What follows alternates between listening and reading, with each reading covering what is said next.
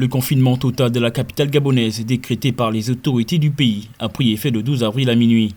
Au premier matin de ce confinement, il apparaît respecté par les populations de Nzengayong-Fingoudron, dans le 6e arrondissement de la capitale gabonaise.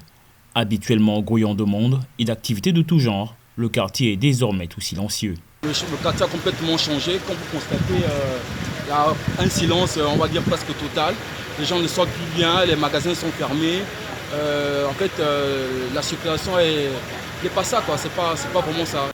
La boulangerie du coin, comptant parmi les seuls commerces ouverts, accueille une forte clientèle, debout, aux premières lueurs de l'aube, bravant le couvre-feu, pour s'approvisionner en pain.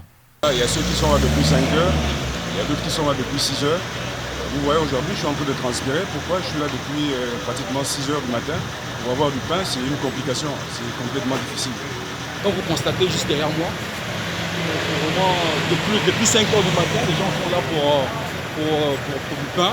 Seulement, dans cette quête de la précieuse baguette, la mesure de distanciation d'un mètre entre deux individus semble bien oubliée. Au niveau de la boulangerie, c'est une nécessité. Ce sont des produits de première nécessité comme du pain. Disons même que c'est la seule structure qui soit ouverte actuellement. Mais le comble, c'est que les mesures prises par le gouvernement ne sont pas respectées, qui est l'écart de 1 mètre. 1 mètre, et ce n'est pas respecté. On se rend compte qu'aujourd'hui on se frotte au fin goudron juste pour avoir du pain, on se dispute. Et c'est une catastrophe.